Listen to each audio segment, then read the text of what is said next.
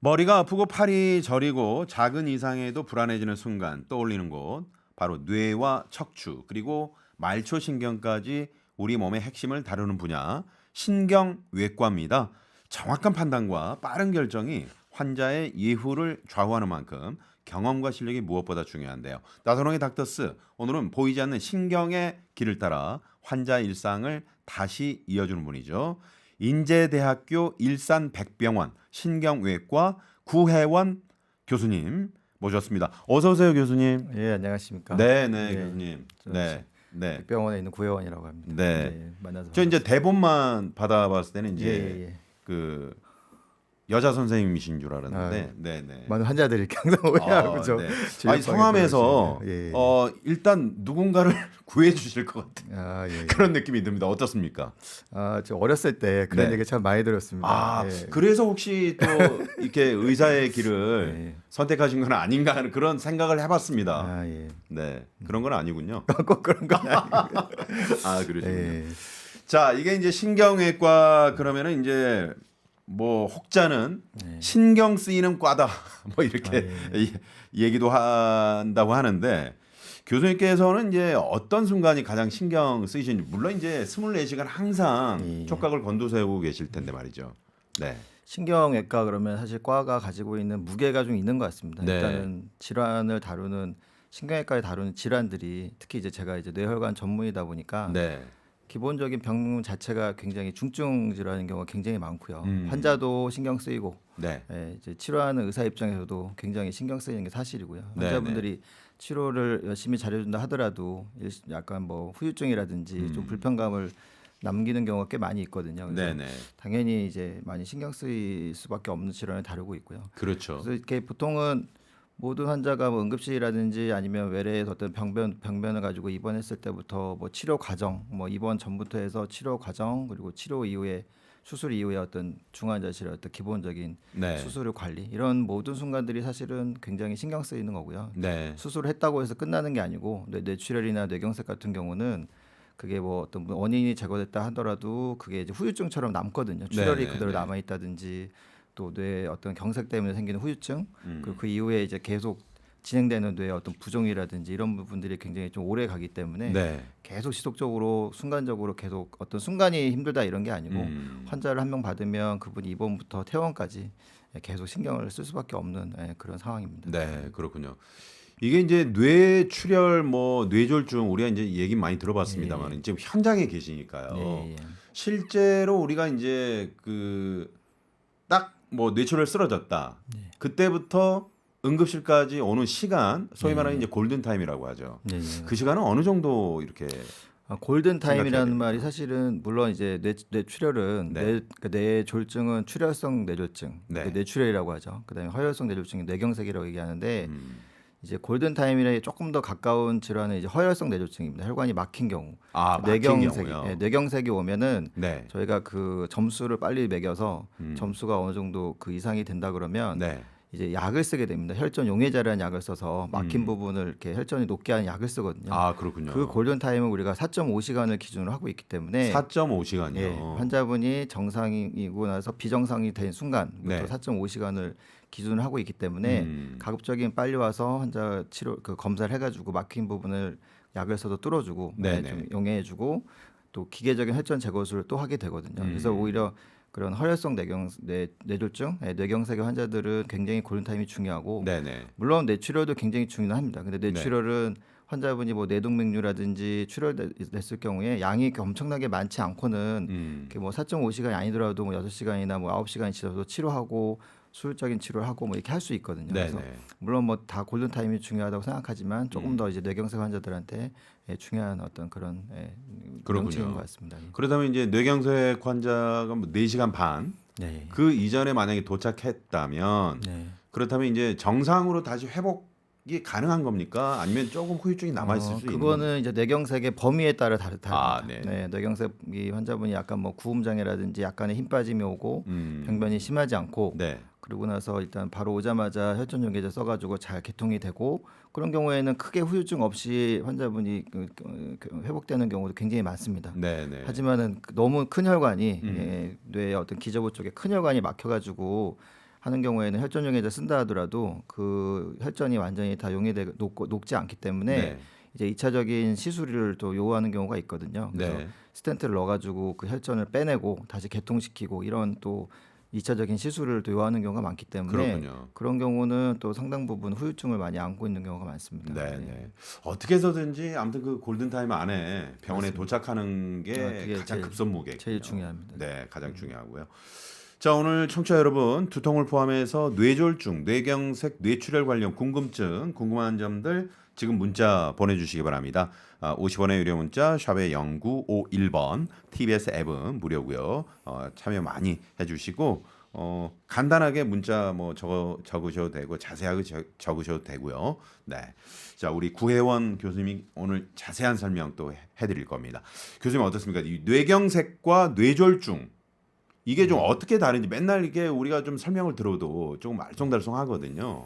그러니까 뇌졸중이라고 하는 거는 이제 네. 상위 개념이라고 보십니다. 상위 개념이요. 뇌졸중이 뇌경색과 뇌출혈을 포함하고 있는 거죠. 아 그렇군요. 네, 그래서 뇌졸중 하면은 뇌출혈, 뇌경색을 전부 다 포함하는 개념이다 이렇게 이해하시면 되고요. 네, 그 뇌출혈이라고 하는 거는 이제 출혈성 뇌졸중이라고 우리가 얘기하는 뇌출혈은 말 그대로 혈관이 터지는 겁니다. 혈관이 어떤 약한 부분이나 아니면 정상적인 혈관도 갑자기 혈압이 오르는 경우에 그냥 네. 고혈압성 뇌출혈이 생길 수 있고요.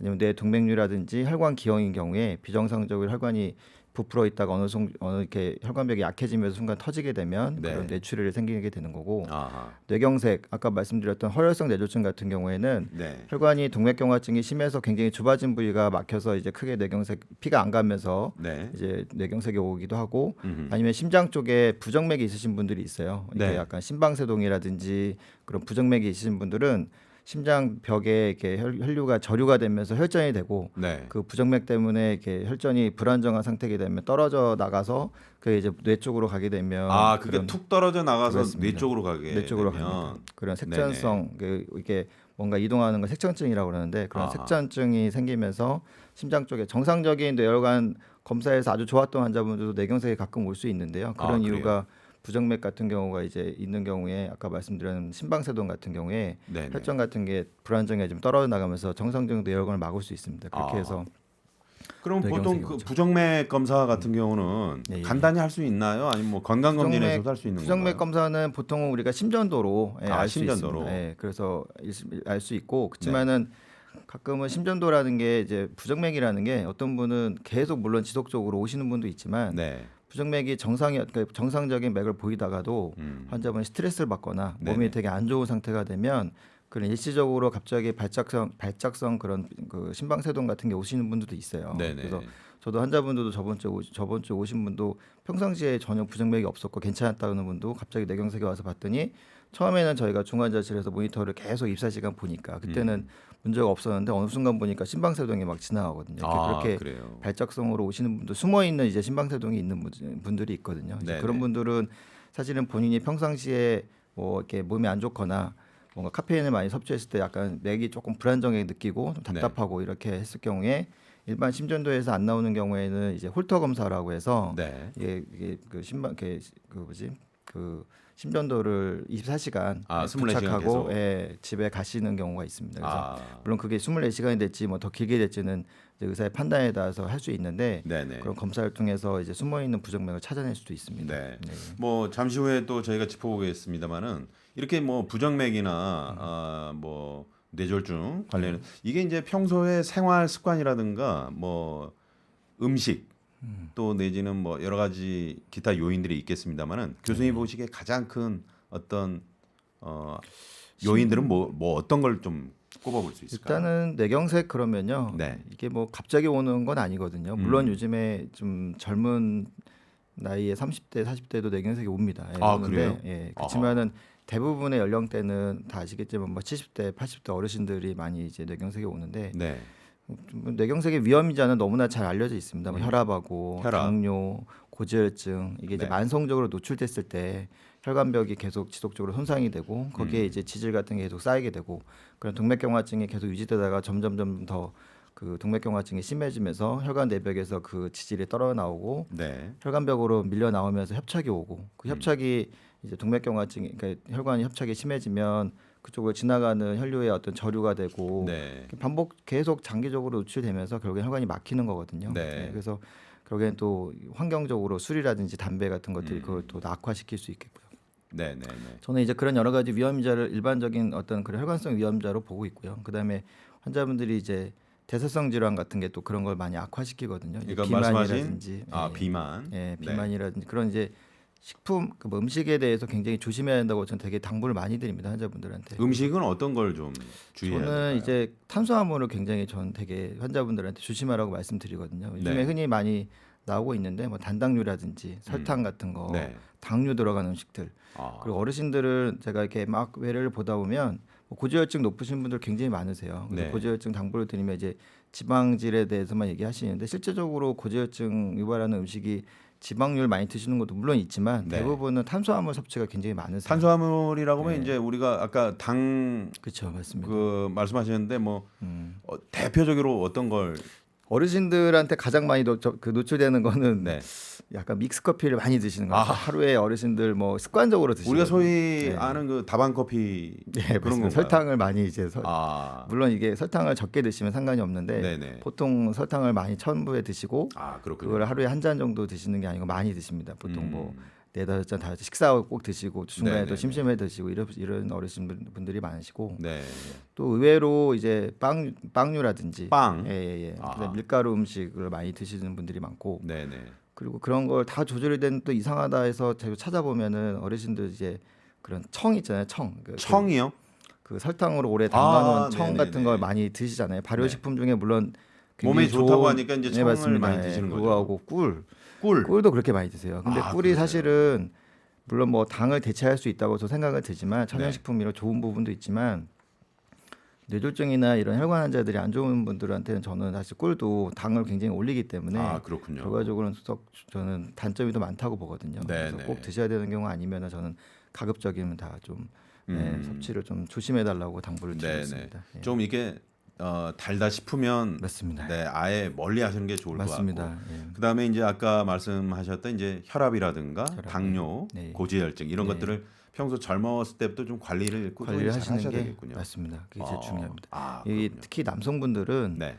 40대, 50대 분들이 혈압 같은 게 있으면 절대 약을 잘 안 드세요. 어. 예, 그리고 혈압이 있으면 잘못된 상식 중에 하나가 그거죠. 혈압약을 한 번 먹으면 계속 먹어야 된다. 네네. 그거는 물론 어르신들한테는 해당이 됩니다. 왜냐하면 60대, 70대 되신 분들은 이미 혈관 자체가 경화가 돼 있기 때문에 이미 굳어 있는 거죠. 근데 네네. 젊으신 분들은 그렇지 않거든요. 네. 40, 50대, 30대, 40대, 50대 분들은 대부분 혈압의 원인이 스트레스라든지 또 비만인 경우가 굉장히 많아요. 네. 자기가 이제 정상 체중이라고 생각하지만 실제로 비만인 경우가 많기 때문에 그것 때문에 2차성 고혈압인 경우가 많거든요. 그렇군요. 그래서 아예 체중을 확 줄일 때까지만 일단 혈압을 낮춰놓고 나중에 좀 괜찮으면 끊을 수 있다라고 설명을 드리거든요. 네네. 그래서 그런 조절이 되게 중요하다 젊을 때부터 제가 말씀을 드리거든요. 네. 그 혈압약은 한 번 먹으면 평생 먹어야 된다. 네. 이렇게만 알고 계시지 혈압약을 왜 먹고 어떻게 하면 끊을 수 있는지를 잘 모르시는 것 같아요. 네. 네. 그런 부분들을 좀 교수님께서 지속적으로 네. 알려주시기 바랍니다. 예. 네네.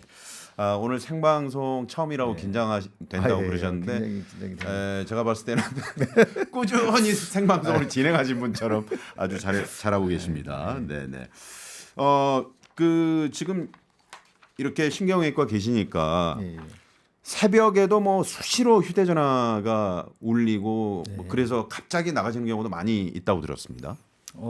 그렇죠. 저희 뭐 응급을 워낙 많이 하기 때문에 네네. 특히 저희가 뭐 병원마다 물론 상황이 다른데 저희 병원은 사실 의정 사태가 이제 최근에 있었잖아요. 2년 정도 그렇죠. 돼서 있었는데 사실 의정 사태 이후로 이제 같이 계시던 선생님들도 이직을 하셔가지고 네. 뇌혈관을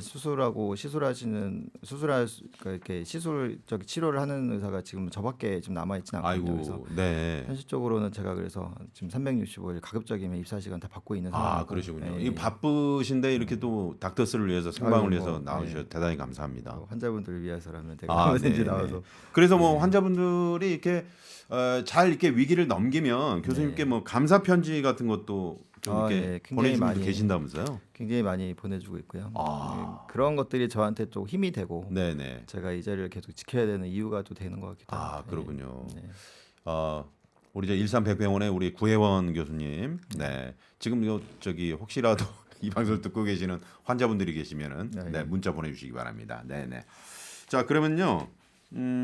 과중한 업무 속에서도 어떤 상황에서도 환자에게 피해를 주면 안 된다는 신념을 갖고 환자를 대하신다는 신경외과 전문의 구혜원 교수님과 함께 신경외과 관련 우리가 알고 있는 상식이 맞는지 잠깐 짚어보고 가겠습니다. 자, 신경외과 상식 오해와 진실 시간입니다. 지금 팻말이 준비되어 있거든요. OX 팻말인데요. 맞으면 O, 틀리면 X를 해주시고요. 제가 이제 5가지 질문을 드립니다. 일단 OX를 해주시고 대답은 다 끝난 후에 자세한 설명 듣도록 하겠습니다. 자, 가겠습니다. 먼저 첫 번째 질문 드립니다. 손발 저림은 모두 신경 문제 때문에 생긴다. 맞으면 O, 틀리면 X? 네, X입니다. 네, X군요. 자, 두 번째입니다. 경동맥이 많이 좁아지면 뇌졸중 위험이 높아진다. 맞으면 O, 틀리면 X? 네, O입니다. O. 네. 자, 세 번째입니다. 갑작스러운 심한 두통과 구토는 뇌출혈의 신호일 수 있다. 맞으면 O, 틀리면 X? 네, O입니다. O. 네. 네 번째입니다. 뇌동맥류는 파열되기 전까지 아무 증상이 없을 수도 있다. 맞으면 O, 틀리면 X? 네, O입니다. 네, O. 네. 자, 마지막 5번째입니다. 평소 건강하고 운동을 잘하면 뇌혈관 질환 걱정은 안 해도 된다. 맞으면 O, 틀리면 X? 네, X입니다. 네, X. 자, 이렇게 해서 오해와 진실, OX 5가지 질문을 드렸습니다. 자, 먼저 첫 번째부터 제가 여쭤보겠습니다. 이 손발 저림은 모두 신경 문제 때문에 생긴다. X 그러셨어요. 네, 네네. 어떤 게 가장 큽니까? 어떻습니까? 이게 보시면. 손발 저림은 신경 문제 때문에 생길 수도 있습니다. 물론 네. 이게 우리가 신경이라고 하는 건 뇌와 척수라는 중추신경이 있고 이게 척수를 떠나서 이제 말초신경이 나오거든요. 네. 우리가 흔하게 많이 알려져 있는 추간판 장애라고 하죠. 디스크라고 하는. 그걸 이제 말초신경병증이라고 우리가 얘기를 하는데 네. 그 말초신경병증 때문에 손발이 얼마든지 저릴 수가 있습니다. 네. 우리 흔하게 많이 있죠. 뭐 이렇게 뭐 허리 아프거나 추간판 장애 있으면 오래 걸으시면 다리가 저려서 못 걷고 찌릿찌릿하고 네. 뭐 손도 뭐 찌릿찌릿하다 이런 것들이 다 이제 손발 저림이 디스크 때문에 오는 신경 때문에 오는 건데 네. 그렇지만은 꼭 그것 때문에 오는 그게 가장 흔하지만 일반적으로 일반적으로 혈액순환 장애 같은 경우도 우리 이게 뭐 일례로 들어보면 오래 이렇게 쭈그려 앉아 있거나 네. 아니면 화장실에 오래 앉아 있다 일어나면 다리가 막 저리잖아요. 이게 그렇죠. 그런 혈액순환 장애에서도 저림은 많이 올 수 있거든요. 그래서 환자분이 오래 걷거나 그럴 때 신경에 의한 저림감은 뭔가 말 그대로 이렇게 찌릿찌릿하고 네. 그 신경절이 되게 신경에 가는 가서 손이라든지 하지 쪽을 이렇게 지배하는 영역이 있습니다. 우리가 더마토미라고 하는데 그 지배하는 영역을 딱 나눠줍니다. 네. 어떤 신경이 눌리면 어느 부위가 저리다라는 걸 알 수가 있고 하지만 혈관성 그런 저림은 조금 그렇지 않고요. 네. 찌릿찌릿한 그런 느낌보다는 전체적으로 위치가 이렇게 어느 신경이 저리를 따라서 오는 게 아니고 네네. 전반적으로 다 이렇게 뭔가 하여튼 아시잖아요. 혈액순환 안 네, 됐을 네, 때는 표현하기 조금 어려운데 찌릿찌릿하다기보다는 제가 전반적으로. 네, 그래야 되는 상황인가요? 그렇군요. 네. 일단 그렇다면 이 신경 문제 때문에 네. 생겼을 때는 이게 상당히 좀 조심해야 되고 빨리 병원에 가보셔야 되겠죠. 뭐 물론 그렇습니다. 네, 이게 네, 이제 말초신경 때문에도 이게 저리거나 이럴 수 있지만은 또 뇌졸중도 이게 그 특수 부위에 따라서는 네. 손에 저림감이나 약간 힘 빠짐도 있지만은 저림감으로 올 수 있거든요. 이렇게 부위에 따라서 그래서 그런 것들이 계속 특별한 문제가 없다 그러면 특히 이제 우리가 흔하게 팔다리 저림은 일반적으로는 말초신경병증을 먼저 생각을 해서 추간판이나 그러니까 목 디스크라든지 허리 디스크를 먼저 보긴 하지만 네. 그게 좀 잘 맞지 않고 그렇다면은 나중에 꼭 머리 검사까지 확인하실 거를 권유를 드립니다. 그렇군요. 네. 자, 그리고 두 번째, 경동맥이 많이 좁아지면 뇌졸중 위험이 높아진다. 오, 그러셨어요. 이 경동맥이 어디에 있는 혈관입니까? 경동맥이라고 하는 거는 네. 이게 심장에서 나와서 대동맥에서 네. 이게 그 머리 쪽으로 올라가는 그 순간부터 뇌 끝까지를 다 경동맥이라고 얘기합니다. 그래서 그렇군요. 경동맥의 근위부, 뭐 원위부 이렇게 표현을 하는 것뿐인데요. 네네. 그래서 경동맥의 경동맥 협착이라고 우리가 흔하게 알려져 있는 부위는 목에 있는 부위를 경동맥 협착이라고 많이 얘기를 합니다. 그래서 네네. 물론 머리 안쪽을 경동맥이 좁아졌다 이렇게는 일반적으로 사람들이 얘기를 하진 않아요. 그럼 목 부위에 경동맥이 있다 이렇게 생각하시면 되겠죠. 왜 그러냐면 그거를 일반적으로 환자분들이 아는 거는 동네 의원에서 내과라든지 이런 데서 편안하게 초음파 갑상선도 보고 목에 초음파하면서 일반적으로 보여주는 이 앞쪽에 있습니다. 경동맥은 무릎 앞쪽에 양쪽에 있는데 네. 흔하게 목 뒤쪽이 아프다고 해서 경동맥 의심할 필요 없는 게 경동맥은 이 앞쪽에 있습니다. 앞쪽에 있군요. 네, 앞쪽에 네네. 있고 그래서 주로 이렇게 후두부가 아프고 뒤가 뻐근하다 그러면 대부분은 경추성 통증인 경우가 많고요. 네네. 일반적인 경동맥이 앞쪽에 있고 앞쪽에 여기 경추의 3, 4번 위치에 이렇게 경동맥이 올라가서 나눠집니다. 머리 네. 안쪽으로 올라가는 경동맥이 나눠지는데 네. 일단은 거기가 너무 많이 좁아지면 음. 그 혈류가 가다가도 너무 이제 점점 좁아지면 거기서 혈전 같은 게 생기고 이것 네. 때문에 뇌경색으로 아시는 분들이 좀 있고 아. 반대쪽으로 보통 오른쪽에 경동맥이 협착이 심하다 그러면 이제 왼쪽에 오른쪽에 뇌경색이 오면 왼쪽으로 팔다리 마비가 온다든지 힘 빠짐이 이렇게 오게 이게 됩니다. 반대로 나타나는군요. 반대로 옵니다. 아, 그렇군요. 그렇지만은 동측으로 오는 증상 중에 하나가 네. 눈이 동측이 잘 안 보일 수 있어요. 음. 경동맥이 여기 쭉 그 대동맥에서부터 타고 올라가서 머리로 올라가는데 네. 거기서 첫 번째로 분지하는 혈관 중에 하나가 안구동맥이거든요. 눈으로 가는 혈관이 분지합니다. 아, 그래요. 그러다 보니까 이제 한 80% 90%까지 뇌경색이 오지 않고 유지가 잘 되시는 분들 중에 네. 갑자기 운동하던 중에 이제 허혈성 증상이 생길 수 있는 거죠. 운동을 하게 되면 이제 더 많은 피를 요구를 하는데 네네. 이 피가 저 혈류량이 약하기 때문에 네. 주로 갑자기 운동을 하는데 편측으로 네. 오른쪽이라 그러면 오른쪽으로 눈이 갑자기 잘 안 보인다든지 아, 눈이 갑자기. 예, 아. 그런 증상들을 호소해서 오시는 분들이 우연히 발견되면 네네. 검사를 하게 되고 혈관 CT 찍어가지고 필요하면 이제 아. 저희가 시술까지 진행을 하게 되는 겁니다. 갑자기 한쪽이 딱 특히 대부분은 안정 시에는 안 생기는데 네네. 운동 시에 많이 이렇게 생깁니다. 운동 아, 시에. 갑자기 움직일 때요. 예, 아, 하거나 그렇군요. 뛰거나 운동을 하면 갑자기 한쪽이 잘 안 보인다거나 이런 게 생깁니다. 네네. 자, 그렇다면 어느 정도 좁아지면 치료를 보통은 받아야 저희가 될까요? 뇌경색에 와서 우연히 이렇게 협착이 있는 분들이 있고요. 네네. 그냥 증상이 없이 검진으로 발견되시는 분들이 있습니다. 이게 건강검진에서 가능합니까? 그럼요. 아, 그렇군요. 검진에 많이 포함이 돼 있습니다. 네, 그래서 네. 흔하게 이제 경동맥 초음파는 동네 의원이라든지 얼마든지 쉽게 받을 수 있고요. 그럼 보통 이제 50대 이상인 경우에는 좀 꼭 좀 받아. 위험 인자가 있고 그런 분들은 네. 저 같은 경우 60세 이상 되면은 좀 권유를 드리고요. 아까 아. 말씀드린 혈압이나 뭐 당뇨나 고지혈증 그렇지 않고서는 50대는 굳이 제가 뭐 권할 정도 아, 나이는 60대 아닌 것 이상. 같고요. 네. 네. 그리고 그렇군요. 이게 무 증상이 없이 우연히 이제 협착이 발견되는 경우에 보통은 70% 이상은 스텐트를 권유합니다. 네네. 그리고 뇌경색이 있는 환자분 같은 경우는 50% 이상만 되면은 음. 우리가 스텐트 삽입을 할 수 있습니다. 그게 우리나라 보험 기준이 또 그렇게 되어 있고요. 아, 네. 예. 그랬을 때 정상으로 이제 회복돼 우리가 이제 음. 보통 재활도 필요하잖아요. 이게 이제 그거는 뇌경색이 이제 크게 맞아가지고 네. 범위가 넓고 아니면 이게 근력을 담당하는 부위에 뇌경색이 온 경우에는 편마비가 생기기 때문에 네네. 보통 재활을 하게 되는데요.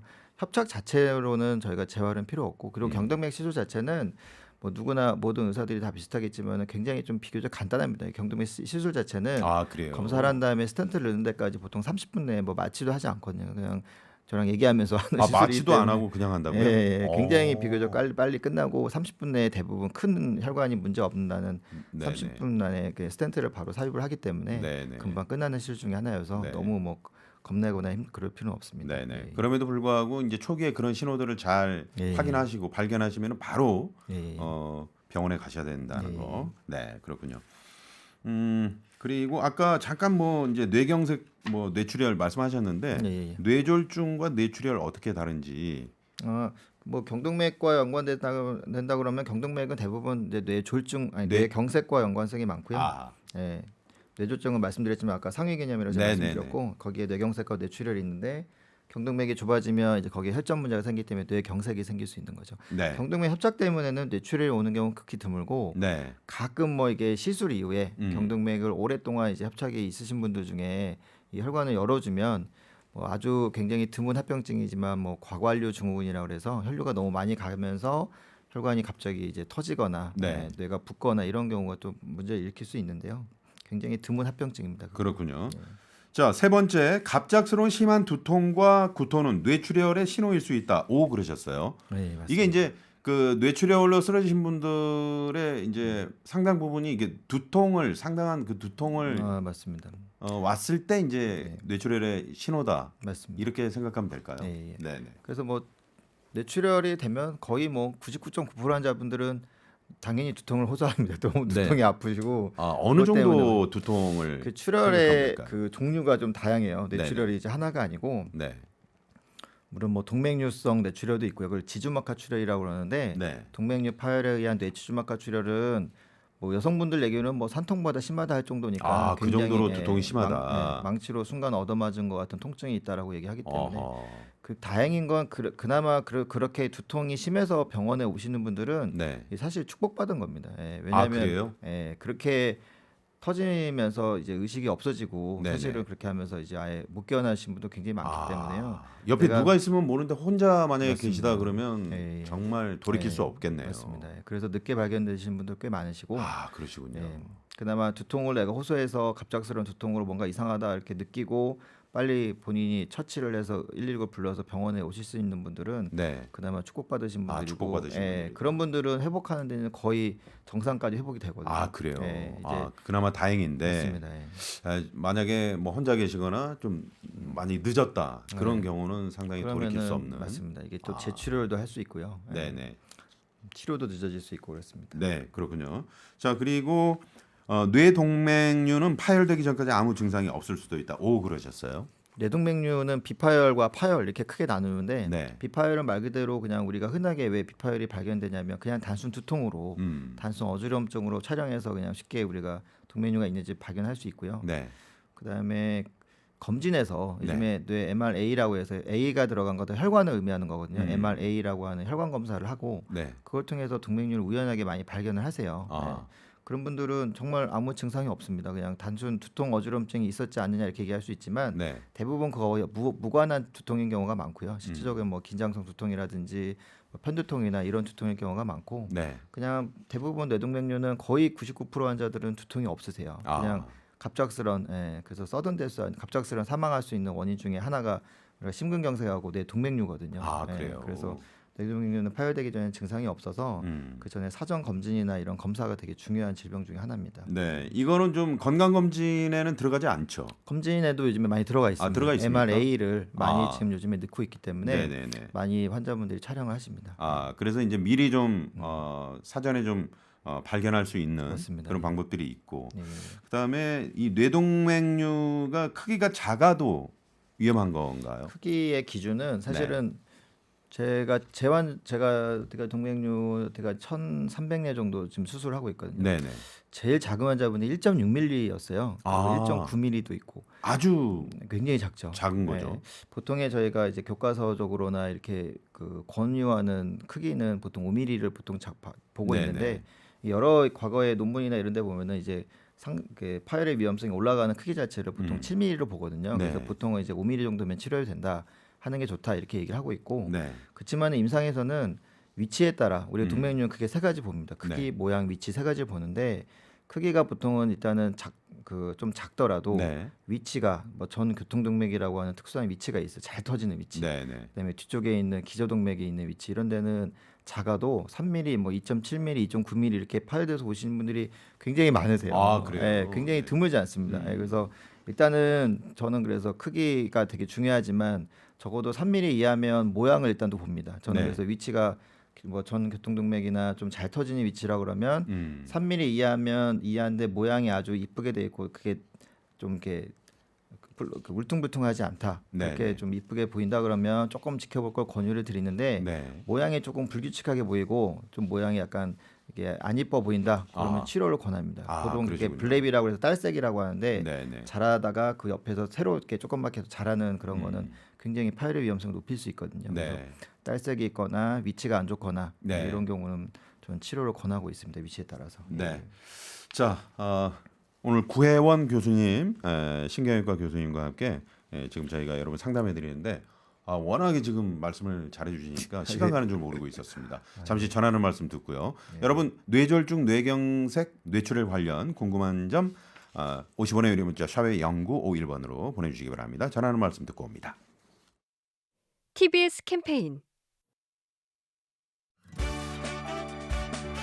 TBS 연중 캠페인 아름다운 내일을 향해 동행합니다. 배우 메릴 스트립은 무명 배우 시절 영화 킹콩의 오디션을 보러 갔다가 너무 못생겼다는 이유로 탈락했습니다. 심사위원들에게 그녀는 이렇게 얘기했죠. 너무 못생겼다고 생각하신다니 유감이네요. 하지만 그것도 그저 수천 개의 의견 중 하나일 뿐이라고 생각합니다. 못생겼다는 이유로 오디션에 탈락했던 메릴 스트립은 미국 아카데미상에 21번이나 후보에 오른 대배우가 됐습니다. 나를 깎아내리는 말도 그저 수많은 의견들 중 하나일 뿐이라는 생각. 인생 2막을 다시 시작하게 하는 힘이 됩니다. TBS 연중 캠페인 아름다운 내일을 향해 동행합니다는 100년의 약속 글로벌 금융판매 협찬입니다. 당신이 있는 곳에 TBS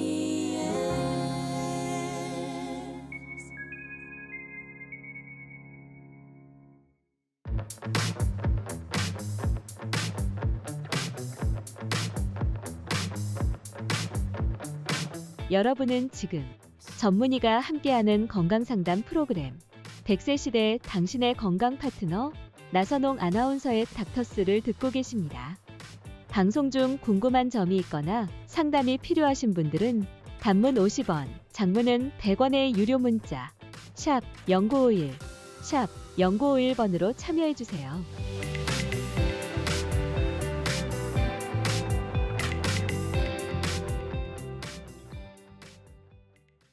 네, 나선홍의 닥터스 오늘 신경외과 전문의 인제대 일산백병원 구혜원 교수님과 함께하고 있습니다. 지금 제가 이제 잠깐 입으로 넘어놓은 시간에 교수님께 여쭤봤더니 이제 1,300여 차례 수술을 예. 진행하셨는데 그게 무슨 수술이라고요? 저는 주로 이제 뇌혈관 질환 중에 제일 많은 질환이 뇌동맥류라고 해서요. 네네네. 뇌꽈리라고 많이 얘기를 하는데 혈관이 이렇게 풍선처럼 부풀어 오르다가 어느 네. 순간 터지게 되는 이제 위험한 병인데요. 제가 이 백병원에 온 지 지금 10년이 됐습니다. 네. 그래서 10년 동안 한 1,300내 정도 뇌동맥류 코일 색전술을 하고 있습니다. 그러셨군요. 실질적인 치료를. 네. 엄청난 환자분들의 생명을 구해주셨군요. 예. 그래서 더 제가 감사한 마음으로 오늘 교수님을 뵙고 있습니다. 네. 아까 한 가지 제가 덜 질문을 드렸는데 평소 건강하고 운동 잘하면 뇌혈관 질환 걱정 안 해도 된다. X 그러셨어요. 네. 그렇다면 건강하고 운동 잘해도 이게 올 수 있다는 그런 말씀이시네요. 그렇습니다. 굉장히 건강하고 네. 몸도 너무 좋고 약 드시지 않으신 분들도 네. 뭐 동맥류라는 거는 말 그대로 아무 원인이 없이도 오는 병이거든요. 그렇군요. 또 유전성이 있는 경우도 있고요. 네네. 가족 중에 2명이 있으면 우리가 뭐 유전성 뇌동맥류라고 분류하기 때문에 네. 그런 분들도 이런 뇌혈관 질환을 앓을 수가 있고 아까도 말씀드렸지만 뇌경색도 아무런 평소에 이상이 없었는데 네. 갑작스러운 어떤 스트레스라든지 또 어떤 특정한 심장 질환이 생기거나 이런 분들도 뭐 부정맥이 갑자기 발현된다거나 네. 그런 분들도 꽤 있으시고요. 또 아하. 혈압이 갑자기 정상이었다가도 나이가 드시면서 네네. 또 이게 약간 그런 경화성 혈압이 또 생길 수 있거든요. 그래서 그렇게 되면서 갑자기 정상적인 혈관이 네. 뭐 아무런 뇌혈관 질환이 없어도 고혈압성 뇌뇌출혈은 비정상적인 혈관이 터지는 게 아니거든요. 네. 정상적인 혈관이 터지는 거기 때문에 그런 경우에는 사전 검사를 이전에 다 하셨다 하더라도 네네. 그냥 그런 문제가 생길 수 있는 거죠. 네. 그래서 주기적인 검진과 뭐 사전 검사가 중요한 겁니다. 그렇군요. 네. 자, 시간이 많지 않아서 일단 청취자 여러분들이 보내주신 문자를 소개해드리겠습니다. 2234번님이 혈관 나이는 무엇을 보고 측정하나요? 그러셨어요. 혈관 나이 측정은 네. 사실 저는 이렇게 제가 측정 따로 하진 않는데 네. 주로 저희는 신경외과인데 그렇죠. 신경과에서 또 신경과에서. 이제 그런 측정하는 대략적인 그 음. 점수 체제가 있는 걸로 저는 알고 있는데 네네. 그렇지만 이제 임상적으로 저희가 대략 보면은 네. 혈관에 이런 그 조영수이라든지 CT를 보면요 네. 혈관에 동맥경화증이라든지 혈관에 이렇게 꼬불꼬불하다는 그런 표현이 좀 맞는지 모르겠지만 네. 이렇게 좀 직선으로 쫙쫙 이렇게 뻗어 있는 게 아니고 좀 이렇게 꼬불꼬불한. 꼬불꼬불해지고 동맥경화증이 많이 발현돼 있고 네. 이런 여러 가지를 보고 이분은 대략 몇 세의 혈관 비슷하다라는 것만 저희가 이제 알 수 있는 거지. 그렇군요. 혈관 나이는 아마 저는 대학에서 따로 그걸 측정하거나 이렇게 하지는 않습니다. 네네. 자, 그리고 4919번님 앞머리 두통과 뒷머리 두통, 편두통이 어떻게 다른지요? 저는 항상 뒷골이 아픈데 저희 아내는 편두통이 자주 옵니다. 지인 중에 앞골이 아프다는 분도 있었고요. 이 뭐 저도 좀 궁금하긴 했습니다. 네. 이게 뭐 외래에서 굉장히 흔하게 보는 환자분들입니다. 근데 그게 그분들이 항상 또 같은 부위에 두통이 또 생기지는 않더라고요. 또 시간이 지나면 또 다른 부위에 두통이 생기기도 하고 이러는데 네. 주로 뒷머리 통증이 있으신 분들은 또 이렇게 두통이 굉장히 다양하게 나눠요. 편두통, 뭐 긴장성 두통, 무슨 두통 해가지고 되게 군발성 두통 여러 가지 나누는데 네. 대부분 뒷머리 쪽 통증이 있으신 분들은 경추성 두통인 경우 굉장히 많으세요. 경추가 일자목이거나 아니면 뭐 이렇게 추간판 장애 아까도 경추에 아, 추간판 장애 디스크가 있거나 아니면 이게 퇴행성 변화가 있으신 분들은 항상 일자목이거나 이런 걸 유지하는 경우가 많거든요. 네. 그렇기 때문에 후두신경통이라고 하는데 후두신경이 압박되면서 오는 찌릿찌릿하고 뒷머리가 항상 먹먹하고 막 찌릿찌릿하고 아프고 귀 뒤에까지 뻗치는 증상이 같이 있고요. 네네. 그런 걸 많이 호소하시는 분도 있고 앞머리 통증도 그냥 신경성인 경우도 많고 또 일반적으로 비염이라든지 여기 전두동 쪽에 염증이 생겨서 오시는 분도 굉장히 많습니다. 네. 일반적으로 이비인후과 문제인 경우가 많고요. 네. 우리 뭐 드라마나 영화 보면은 이제 그 머리 아플 때 머리에 뭘 띠를 두르고 누워 계시잖아요. 도움이 설정인가요? 되나요? 저는 잘 모르겠습니다. 네네. 자 그리고 3983번님이 안녕하세요 교수님. 저는 40대 후반 남성인데요. 요즘 투잡하느라 수면이 부족한데 머리 뒤쪽에 두통이 생겼어요. 이거 괜찮을까요? 조금 전에 이제 아까 말씀하신 거는 네, 네네. 대부분은 그런 경우가 많고요. 아하. 가끔 젊으신 분들 중에 그런 분들이 있어요. 좀 혈관 박리라고 또 하는데 네. 막 운동을 굉장히 심하게 하시거나 웨이트를 되게 심하게 힘을 많이 주거나 그러면 척추동맥이 찢어지는 질병이 있거든요. 아 그래요. 또 젊으신 분들은 또 잠을 잘 안 자고 굉장히 막 열심히 일하시다 보면 혈압이 굉장히 올라가면서 네. 뒤쪽에 척추동맥이 찢어지는 그 혈관이라는 게 벽이 한 층이 아니고 종이를 세 개 말아놓은 것처럼 세 층으로 되어 있습니다. 그래서 그 내막이 손상이 되거나 그걸 혈관 박리라고 그러거든요. 네네. 그런 경우에 뒷머리가 계속 아프고 통증이 심합니다. 그래서 네. 일반적으로 그런 경우에 약을 좀 써보고 일류진에서 잘 호전이 안 된다 그러면 반드시 혈관 CT를 좀 찍어보라고 권합니다. 혈관 네. 박리 환자, 특히 젊으신 분들 중에 네. 혈관 박리 환자들이 좀 있으세요. 아 네. 그래요. 네. 네. 자 그리고 1218번님 녹내장 환자입니다. 안과에서 뇌 MRI를 찍어보라고 하는데 뇌신경에 문제가 있어서 눈이 안 좋아질 수 있나요? 이러셨어요. 뇌신경은 아까 말씀드렸지만 처음에 잠깐 말씀드렸는데 경동맥에서 가가지고 첫 번째 분지가 안구동맥입니다. 안구동맥. 그래서 네네. 그쪽에 안구동맥이 가는 경동맥 근처가 동맥경화가 심하거나 네. 그쪽으로 혈류가 가는 게 좀 많이 좁아지거나 그러면 눈에 저기가 시력 저하가 꽤 올 수 있습니다. 아 그렇군요. 경동맥이 심하게 협착이 있는 경우에. 네네. 그럼 안과에서 지금 안과 전문의께서는 이렇게 해보시라고 하는 그거를 권유한 흔하게 거는 협진으로 많이 오시는데 네네. 안과에서 충분히 검사했는데 안과적으로 이렇게 설명되지 않는 부분이 있는 경우에 안과 의사들은 혹시나 뇌혈관 쪽을 그렇죠. 체크해서 배제시키기 위해서 저한테 많이 보내는 경우가 있습니다. 아 그렇군요. 네. 네. 자 6621번님이 뇌 질환도 유전이 되나요? 이렇게. 뇌 질환 중에 아까도 잠깐 뇌동맥류 같은 경우에는 네. 가족성 뇌동맥류라고 분류를 합니다. 네. 그래서 뇌혈관 꽈리가 가족 중에 우리가 2명 정도 있는 경우에는 저희가 아. 그 가족분들 형제나 자녀분들은 꼭 검사를 혈관 CT를 적어도 40 정도 넘어가면 네. 꼭 해보라고 말씀을 드리고 아 그렇군요. 유전성 뇌혈관 질환들이 또 있습니다. 드물게 뭐 모야모야병이라든지 이런 것들은 유전성 질환이 굉장히 유전적으로 혈관이 이렇게 말라가는 병이거든요. 굉장히 아, 희귀병이기 때문에 뭐 네네. 흔하진 않지만 그래도 그런 병들은 유전성이 있고요. 대부분은 그 외에는 뭐 동맥경화증이나 뇌경색 경우는 선천적인 요인보다는 후천적인 요인이 훨씬 더 많다고 보입니다. 아, 위험인자 관리라든지 뭐 술, 담배나 환경적인 요인 이런 것들이 더 크기 때문에 네. 없다고 볼 수는 없지만 그렇다고 그걸 너무 이렇게 의식할 필요는 없다고 생각합니다. 네, 그렇군요. 자, 그리고 9237번님이 저희 아버지께서 중풍으로 노후에 고생하시다 돌아가셔서 남의 일 같지가 않습니다. 뇌출혈이나 외상을 겪은 이후에 후유증에 대한 걱정이 클 수밖에 없는데요. 보통 어떤 후유증이 있고 회복에 영향을 주는 가장 중요한 요인은 뭔지 궁금합니다. 그러셨어요? 일단은 뇌출혈이나 뇌경색은 네. 후유증에 대한 거는 그 출혈과 경색이 어느 부위에 왔냐가 제일 중요한 거거든요. 그래서 뇌경색이 커도 기능을 하지 않는다는 표현이 좀 이상하지만 전두엽이나 축두엽 같은 데는 당장에 우리가 움직이고 근력을 쓰고 움직이고 뭐 이런 감각을 느끼고 이런 데 큰 지장이 없어요. 네. 약간의 뭐 성격 변화라든지 뭐 그런 게 좀 올 수 있지만은 대부분 문제는 없고 근력을 담당하는 중추들이 있습니다. 네. 움직임을 당하는 움직임을 지배하는 또 뇌관 부위라고 해서 이제 뒤에 숨구이라고 하는데 그쪽에 뇌경색이나 출혈이 오시는 분들 그리고 네. 이제 기저액이라든지 이렇게 되게 중요한 부위에 또 거칠에서도 위에 그 근력을 담당하는 부위에 이런데 이제 뇌경색이나 출혈이 오면 그 정도나 범위에 따라서 그 결정이 되기 때문에요. 네. 그게 가장 중요한 겁니다. 어느 정도까지 침범이 됐냐, 어느 정도까지 그래서 뇌 손상이 되었느냐. 네, 네, 네. 그 MR을 마지막 최종적으로 찍어본 다음에 네. 그거에 따라서 이분은 재활하고 나서 어느 정도까지 좋아질 것이다라는 걸 예측을 할 수가 있거든요. 네, 네.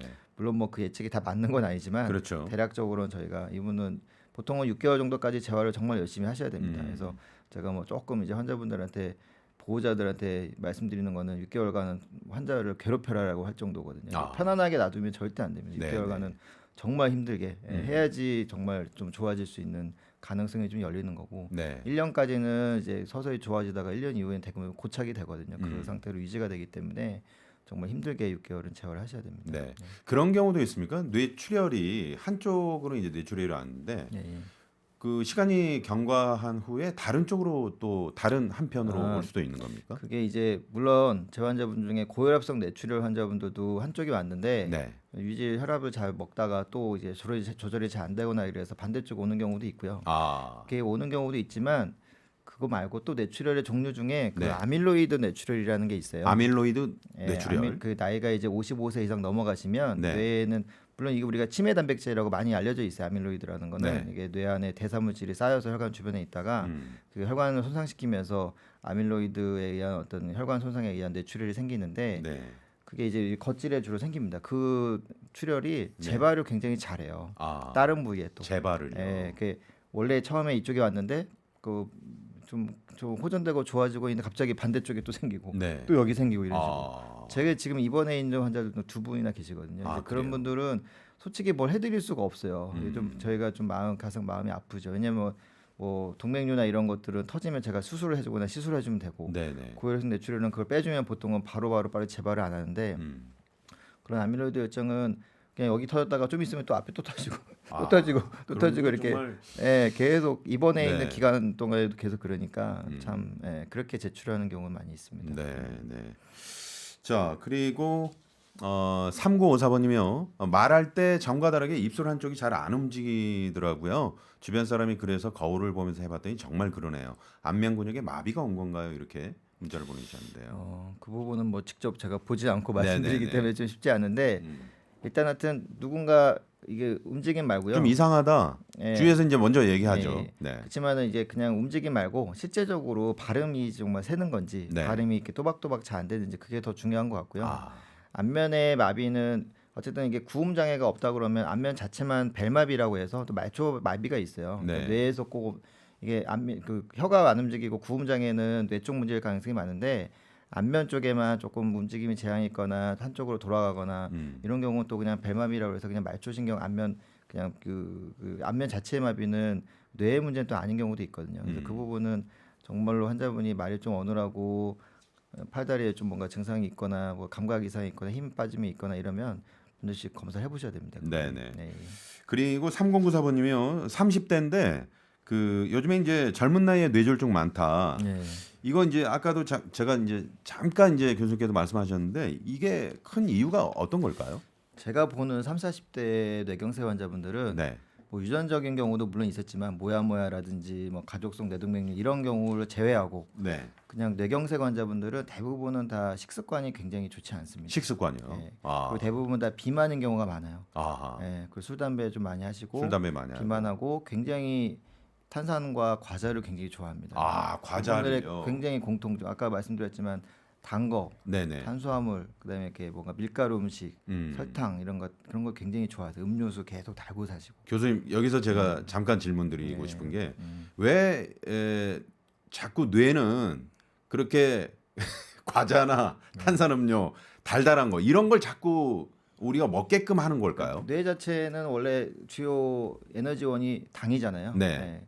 근데 걔가 뭐 뇌가 뭐 먹게 하는지는 잘 모르겠는데 일단은 그게 들어가 버리면 네. 몸 안에 있는 모든 게 다 망가지기 때문에 아까 아. 얘기한 대사 질환이 생기는 거죠. 그렇죠, 당이라는 그렇죠. 게 결국에는 그거를 먹고 나서 네. 에너지로 쓰면 돼요. 우리 어린 아이들 그렇게 과자 좋아하지만 네. 걔들은 하루에 엄청나게 많은 활동량이 많잖아요. 그렇죠, 주변에. 그렇죠. 그렇지만 대부분 3, 40대만 돼도 음. 활동량이 그렇지 많지 않거든요. 많지 않죠. 예. 계속 몸에 축적되죠. 그게 네, 그 네. 에너지가. 그러면서 네. 지방으로 축적되고 아. 당이 당으로 안 써지고 몸에 축적을 다 지방으로 하기 때문에 지방간이 생기고 계속 글루코즈에 의한 인슐린의 과다분비 때문에 몸이 계속 비대해지고 비만이 네네. 되고 그게 계속 혈관 내병을 손상시키고 혈관 아. 내벽을 손상시키고 네네. 그것 때문에 결국에는 반복적인 계속 비주얼 사이클로 계속 가는 거죠. 나쁜 네, 사이클로. 그래서 이제 네. 젊은 나이 때부터 그런 단 음식이나 네. 뭐 설탕 관련 또 과자나 뭐 이런 네. 것들 최대한 자제하시면서 자제해야 됩니다. 네, 운동하시고 네. 그런 적절한 식이요법 이게 맞습니다. 굉장히 중요하겠군요. 자, 이제 시간이 얼마 남지 않아서요. 뇌졸중, 뇌경색 이거 자가 진단할 수 있는 방법. 이럴 때 의심해야 된다. 요거 간단한 팁을 좀 일단은 교수님께서 네, 말씀해 아까도 주시면요. 말씀드렸지만 정말 심한 두통이 있거나 이러면 빨리 심한 병원 두통. 가셔야 되고요. 네네. 그다음에 그냥 이렇게 팔다리를 들었을 때 네. 양쪽이 좀 같지 않다. 한쪽이 좀 더 힘이 빠지는 것 같고 아. 물건을 주로 잘 놓치고 물건 놓치고. 예, 그리고 아주 미세한 뇌경색 환자들도 올 수 네. 있는 게 미세 근육 운동이 잘 안 됩니다 일반적으로. 아. 그래서 글씨를 쓰거나 글씨. 젓가락질을 잘 하거나 이런 게 잘 안 됩니다. 네네. 물론 이제 왼손잡이인 경우도 아니 오른손잡이고 왼손으로 하는 경우 잘 모를 수 있지만 왼손으로도 물건을 자꾸 떨어뜨리거나 네네. 그리고 감각 이상 있고 아, 또 구음 장애 말을 잘 약간 좀 이렇게 어눌하게 합니다. 어눌하게 하고. 예, 예. 네네. 감각 이상 있고 네. 이런 것들이 주 증상입니다. 아, 일반적으로. 그렇군요. 네. 네. 그런 게 있다. 이게 이제 그 말이 어눌해지는 거는 이제 본인이 모를 수도 있죠. 본인이 모를 수도 있습니다. 주변에서 이렇게 왜 이렇게 말이 어눌해라고 아주 경한 경우에는 네네. 아. 경한 경우에는 본인이 자가적으로 힘든 경우도 있습니다. 네, 그렇군요. 이제 혼자 계시는 저 어르신들도 많이 계시잖아요. 맞습니다. 이제 그런 분들은 좀 이게 자가 진단하는 것도 좀 힘드시겠다 이제 그런 생각이 네. 좀 들긴 하네요. 네네. 자, 그리고 6688번님이 70대 부모님을 모시고 있는데 뇌혈관 질환 미리 예방하려면 정기적으로 어떤 검사를 받게 해드리는 게 좋을까요? 그러셨어요? 이게 예전에 이제 정권이 바뀔 때마다 네. 항상 답답한 게 이게 그 의료 보험이 많이 바뀌어요. 저희가 의료 보험 재정이 안 좋다는 거 항상 언론에 많이 나왔는데 네네. 이제 어떤 정권이 들어서면 좀 보장을 많이 해주는 편이고 또 어떤 좀 보장을 줄이고 이러기 네네. 때문에 지금은 최근에는 보장이 이렇게 많은 편은 아닙니다. 그래서 MRI 자체는 네. 지금 단순 두통이나 어지러움증 검진으로 찍기에는 너무 비용이 비쌉니다. 급여가 네. 안 되기 때문에 그렇지만은 그냥 뭐 검진에 포함돼서 종합 검진에 포함돼서 찍겠다 그러면 할 수도 있지만 그냥 외래에서도 MRI 아니고도 뇌혈관 보는 CT로도 대부분 뇌혈관 CT로도. 상태를 굉장히 잘 알 수가 있습니다. 물론 네. 이제 고령분들은 신장이 안 좋은 분들은 좀 조영제 넣기가 부담스럽지만 네, CT 네. 검사로 충분히 가능합니다. 그렇군요. 네. 자, 오늘 퀴즈 정답은 1번 달걀이었습니다. B12, 비타민 B12가 아주 풍부하다고 합니다. 유산균 받으실 분 1440번님, 2605번님, 2459번님, 후라이팬 받으실 분 8653번님 이렇게 보내드리도록 하겠습니다. 네. 자, 정말 오늘 소중한 시간 이렇게 내주셔서 정말 감사드리고요. 네. 그 1,300여 차례에 걸친 수술로 많은 환자들의 생명을 구해주신 인제대학교 일산백병원 신경외과 구혜원 교수님과 오늘 함께했습니다. 말씀 감사합니다, 교수님. 예, 감사합니다. 네. 자, 교수님 보내드리면서 저도 물러갑니다. 내일 오후 5시 닥터스와 또 함께해 주십시오.